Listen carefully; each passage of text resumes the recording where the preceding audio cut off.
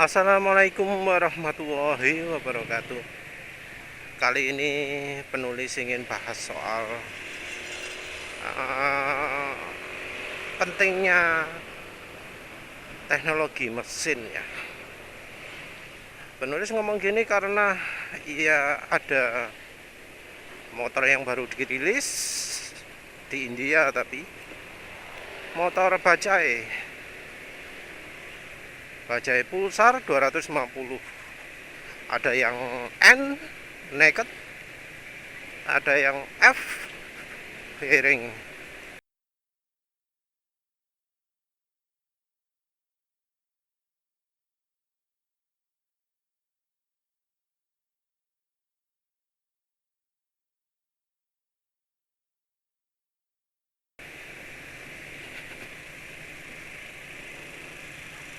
Jadi kehadiran motor ini itu bisa dibilang cuma mengandalkan mesin ya. Karena fitur lain-lain minimalis sekali. Walau memang ABS itu sudah standar memang kalau di sana ya. Di India itu ABS itu wajib lah ya. Karena memang Euro 6 kalau mesinnya di atas 150 cc itu wajib ABS. Nah, selain itu teknologinya cuma LED aja andalanya. Nggak jelek sih, nggak jelek. Tampilannya mirip dengan kalau yang versi fairingnya bagian depan gelembungnya kayak NMAX Old yang kayak gini ini. Terus yang nakednya mirip MT-15 tapi lebih keren karena ya nggak pakai alis tebalnya macam MT-15 Indonesia.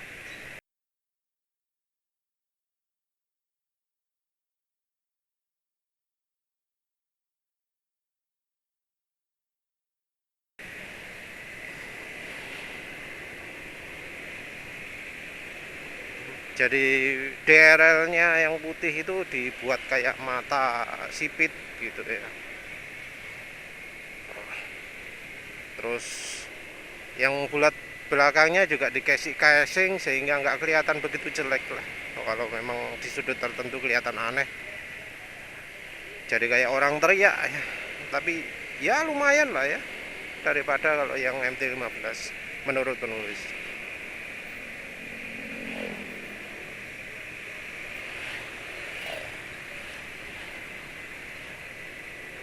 Kalau sisi tampilan yang lain dia ngasih kesan moge, tapi kalau dilihat dari belakang dari agak jauh gitu masih terlihat langsing ya.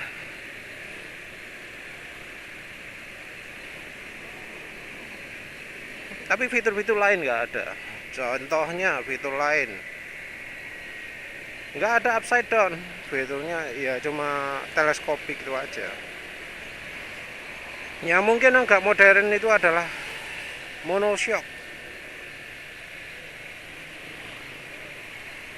Jadi dari rangkanya disebutkan udah lebih minimalis karena sudah pakai monoshock. Cuma anehnya ya beratnya nambah. Kalau katanya pembaca ada yang komentar, ini dibanding yang dulu tenaga nambah 1,5, tapi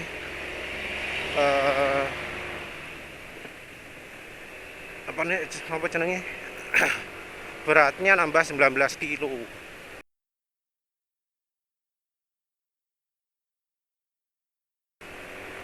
Beratnya sekarang jadi sekitaran 164 163 kalau nggak salah.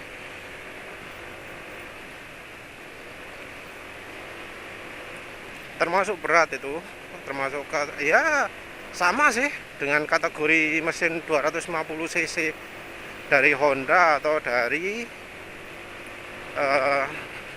Kawasaki ya. Yamaha juga sih, beratnya memang segituan.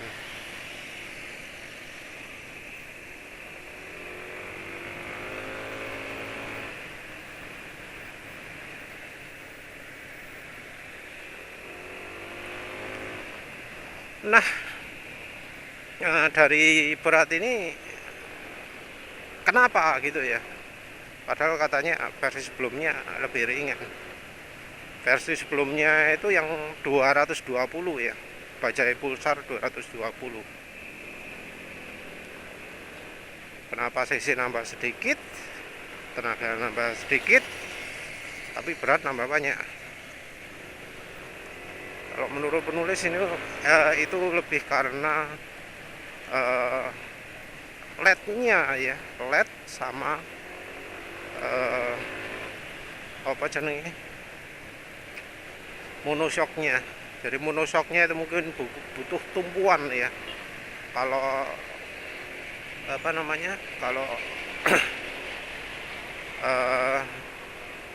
yang belakang double shock itu tumpuan kan bisa langsung swing arm. Kalau misalnya monoshock butuh tumpuan tengah kan.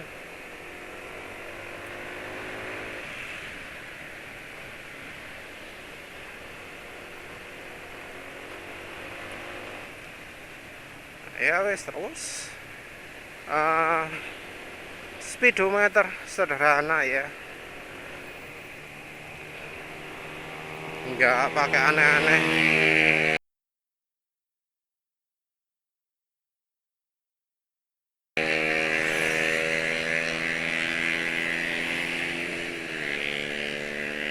Jadi speedometernya ya hampir-hampir sama kayak yang versi lama lah. Masih hitam putih, nggak ada GPS macam-macam, nggak kayak punya TVS. Terus apa, tachometer masih dipertahankan analog, bukan sesuatu yang jelek kalau menurut penulis. Karena ya daripada dikasih digital terus kasih apa shift indikator ya, memang terkesan canggih, terkesan wah, tapi ya itu menunjukkan adanya kelemahan. Karena kalau sudah pakai speedometer analog nggak butuh shift indikator, ngapain? Orang bisa lihat loh dengan jelas sendiri. Shift indikator itu ada karena kan model digital, susah diikutin mata, nggak natural. Terus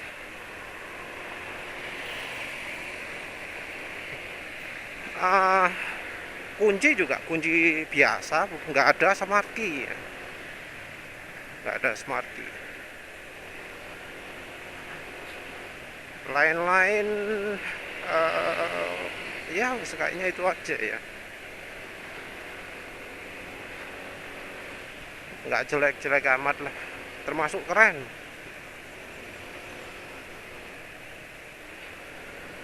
Jadi fitur minim sekali, bahkan apa di keterangan di website resminya ada tulisannya feature that matters, fitur yang penting-penting tok.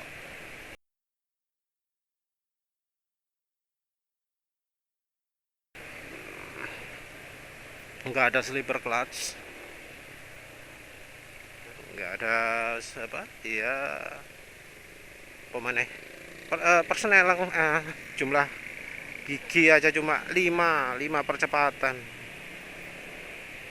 Padahal yang di sini bahkan yang kelas bebek pun, bebek hiper itu sudah 6 percepatan kan, itu cuma 5.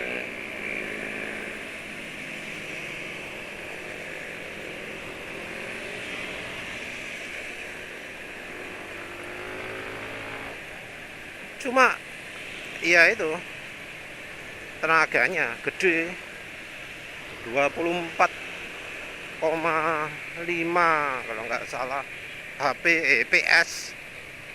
Terus torsinya 21,6 Nm. Wah, mantep itu, mantep banget. Dan ini dicapai dengan SOHC 2 valve. Valve-nya cuma 2, pakai valve bagong.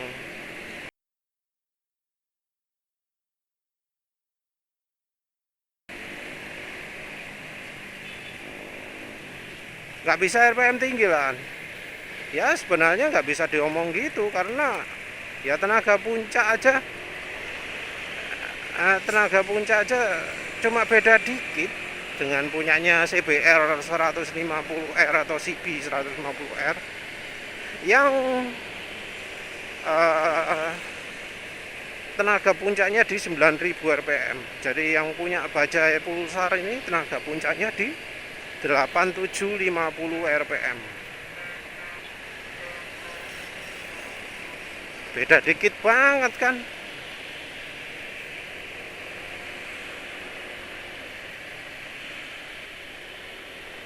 Beda dikit itu.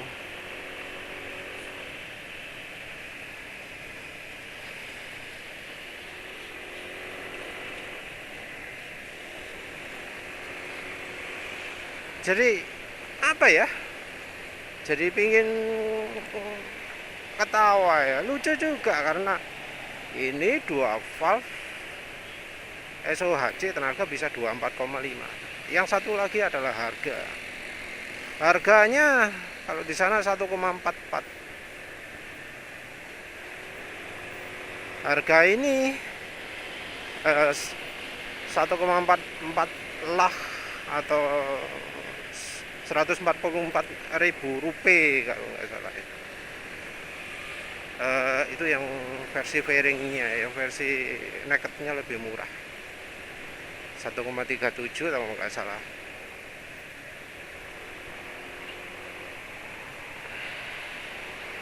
Nah dari apa price performance ini, wah ada Bajaj Pulsar sana. Iya, yang model sama, yang 220 yang depannya fairing.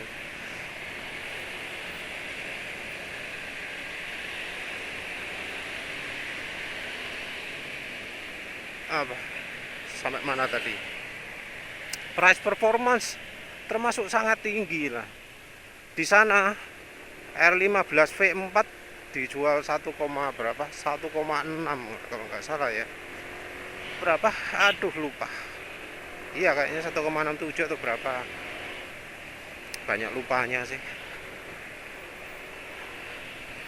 Tenaganya ya tentu di sana sedikit lebih rendah, berapa? 18,7 PS mungkin. Jadi tenaga lebih besar dicapai dengan ya kapasitas mesin lebih besar, cc lebih besar. Tapi ya itu harganya murah, lebih murah daripada R15 V4 yang mungkin kalau di Indonesia 45 juta mungkin ya. Mungkin kalau Bajaj Pulsar 250 masuk Indonesia harganya ya mungkin 40 juta. Kemahalan. Ya 35 jutaan mungkin.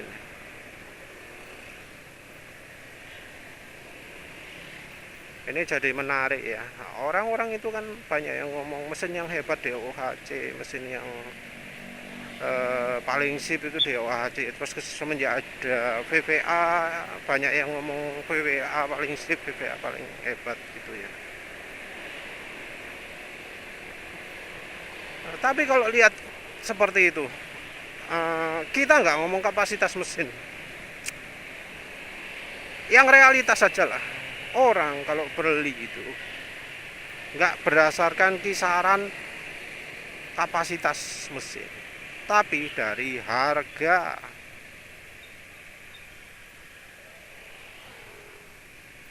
Motor Honda DV itu yang harganya 36-37 itu, apa dianggap sama kelasnya dengan PCX? Enggak. Enggak.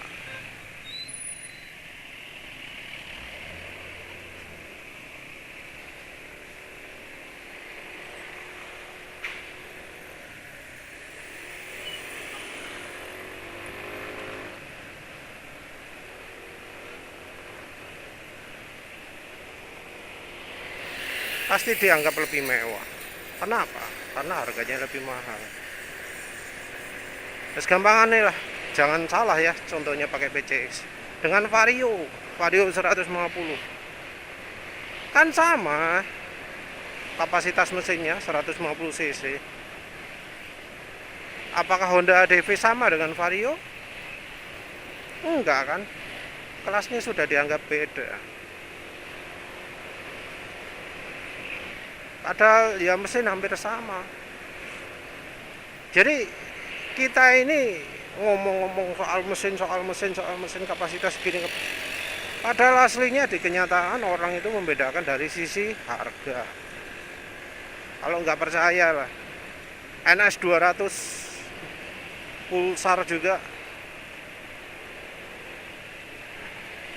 apa dianggap kelas 250 cc? Enggak. Kenapa? Ya karena harganya.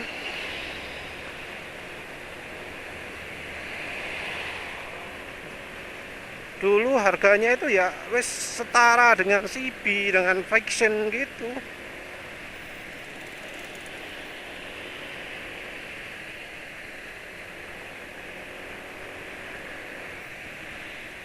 Kayak TVS 200 ya, entah mengapa nggak laku di Indonesia.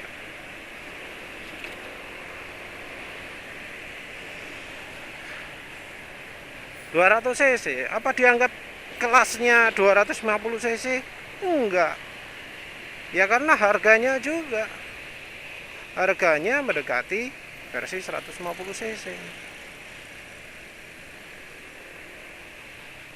Kalau adu di jalan apa dianggap oh sudah beda kelas? Enggak, disamakan. Karena apa? Harganya sama. Cari yang harganya sama. Kalau musuh-musuhan kenapa kok enggak ya sama yang 250? Mengapa kok lawannya 150? Mengapa kok orang bangga? Karena harganya. Jadi walau mungkin banyak yang membandingkan berdasarkan kapasitas mesin, secara realita orang itu membandingkan berdasarkan harganya. Dan dari harga, no problem SOHC, no problem 2 valve. Yang penting tenaganya keluar, yang penting tenaganya gede. Memang NS 200 nggak begitu laris ya, tapi dari yang pakai semua pada puas.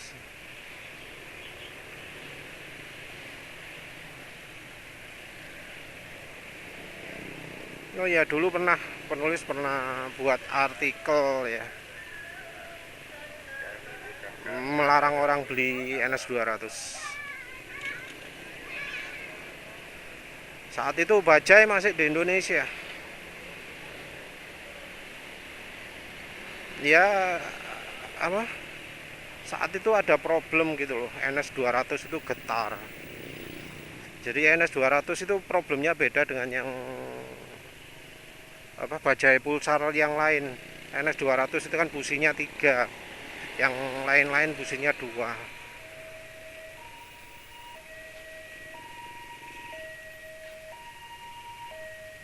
Nah kalau busi 2 gitu bagus mesinnya, jadi konsumennya Pulsar 180, 220, 150 itu semuanya ngomong mesinnya halus. Cuma yang NS 200 tok mesinnya kasar. Ya itu yang jadi acuan penulis untuk nggak usah lah beli NS 200. Apalagi karena sudah dibawa ke bengkelnya masih tetap nggak bisa diperbaiki ya. Jadi kalau misalnya takut sama getaran nggak usah beli NS 200. Dan ternyata ya, nggak semua NS 200 gitu. Dan ternyata kemudian akhirnya Bajaj keluar dari Indonesia. Ya kebetulan lah ya.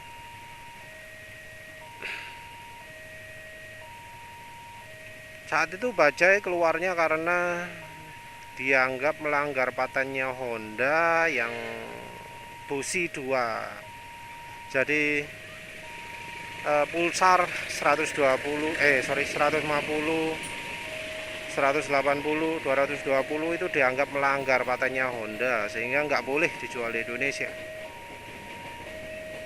Akhirnya cuma NS 200 tok yang bisa dijual di Indonesia lewat Kawasaki. Cuma sekarang Kawasaki berhenti kerjasama dengan Bajaj, nggak jualan lagi dah NS 200. Ya penulis nyesel nggak ngelarang itu? Ya karena kejadiannya kayak gitu ya jadinya nggak nyesel. Padahal ya sebenarnya motornya keren juga, harganya murah. Cuma ya itu soal support itu ya yang bikin penulis nggak begitu mendukung. TVS sebenarnya motor yang ya penulis sendiri ingin beli, apalagi karena dealernya komit mau akan ada di Indonesia. Selain itu juga KTM, itu motor India tapi yang merek Austria buatan India yang masuk Indonesia, itu juga sebenarnya penulis pingin juga, tapi ya karena berbagai macam hal lah ya akhirnya beli NMAX ini dah. Yang sekarang penulis larang itu apa? PCX 160. Mending jangan belilah misalnya bakalan terganggu dengan masalah air yang berkurang gitu. Dengan rembes. Nanti penulis bahas lah. Kok soalnya kok ada kesan aneh-aneh ya komentari. Terus entah yang Pulsar 250 masuk Indonesia atau enggak, tapi lihat jumlah businya. Kalau jumlah businya 2 mustahil masuk Indonesia. Motornya termasuk keren juga, motor Euro 6 tapi knalpotnya kecil, unik. Biasanya motor Euro tinggi-tinggi itu knalpotnya gede-gede sak gede bakong. Nah ini Pulsar 250 businya kecil.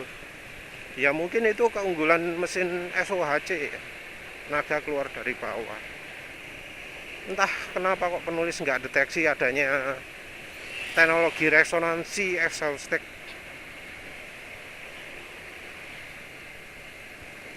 Mungkin karena kehalang sama filter kali ya, sama catalytic converter yang harus diletakkan lebih dekat ke mesin. Entah. Jadi efek exhaust stack-nya jadi nggak begitu besar, karena exhaust stack itu letaknya harus di tengah-tengah pipa. Kalau ada catalytic converter fungsinya menghambat ya, jadi nggak bisa termanfaatkan itu tabung resonansinya. Exhaust stack itu maksudnya ada tabung resonansi di antara exhaust keluaran dari mesin sampai ke filternya knalpot. Ini dulu teknologinya pernah jadi peradu sidang ya antara TVS dan Bajaj, yang akhirnya dimenangkan Bajaj, sehingga TVS menerapkannya separuh-separuh. Jadi disembunyikan bareng sama knalpotnya.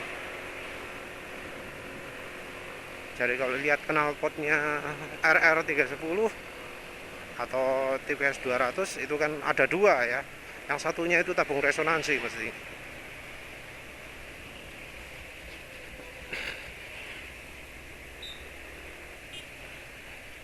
Nah, kok cari bahas itu? Bahas SOHC DOHC lagi.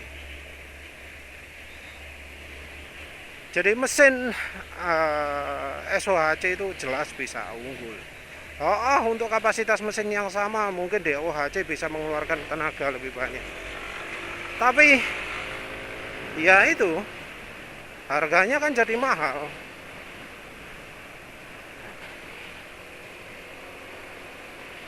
Mending CC besar, torsi ini gede, selain tenaga juga besar. Jadi untuk nanjak-nanjak pastinya lebih mantep, tendangannya lebih jos ya.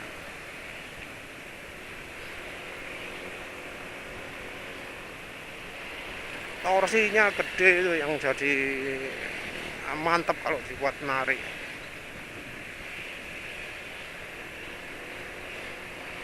Percuma apa ngandalin DOHC, VVA, 4 valve. Kalau ya harganya jadi mahal. Kalau menurut penulis gitu. Orang itu rasanya lebih cenderung ke model lah ya. Kalau misalnya ngotot soal DOHC lebih hebat, VVA lebih hebat, ketemu motor harganya sama gitu, apa ya masih apa pakai alasan-alasan, wah sana cc-nya lebih gede, ya, duit sama bisa dapat tenaga lebih hebat kan ya sudah, apa jenenge, sudah nggak ada alasan lagi kan.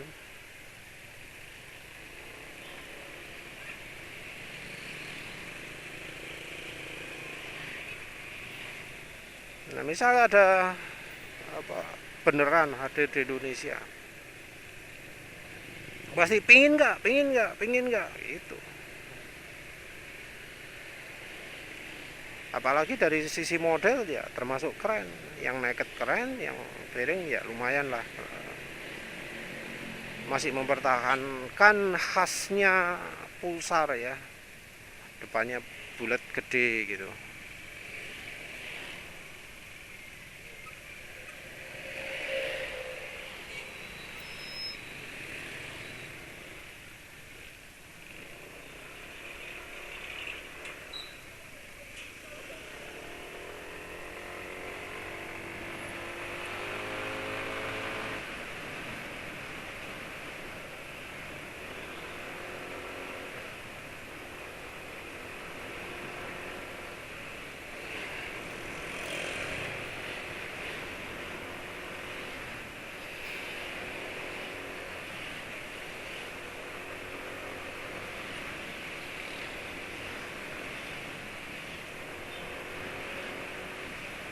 Ya tapi namanya orang Indonesia ya, entahlah sampai kapan ngotot lebih keren DOHC, lebih keren apa jenenge VVA, karena bisa jadi ngototnya konsumen ke DOHC, ke VVA itu yang menghalangi keluarnya motor-motor adventure di Indonesia. Karena motor adventure itu kan cocoknya harusnya SOHC, karena dia butuh torsi gede, dia butuh kuat nanjak dan macam-macam. Seperti contohnya CB 200X itu kan keren, tapi mustahil masuk Indonesia karena orang Indonesia anti motor tidak DOHC. Padahal ya namanya motor itu jenisnya beda-beda. Kalau butuhnya untuk nanjak-nanjak ya DOHC nggak cocok.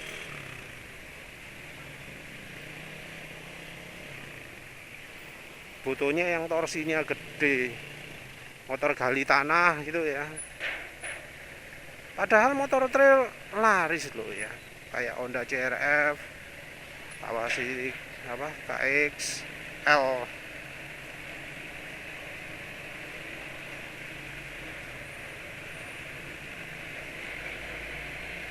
Padahal itu motor tenaganya nggak ada, diadu sama NMAX.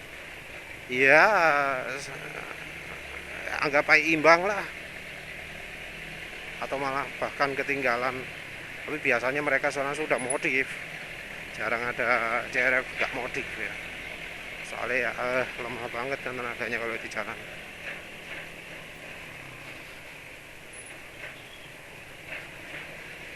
Trail suka padahal SOHC, mengapa kok ya motor dia yang SOHC nggak suka, dianggap jelek macam-macam.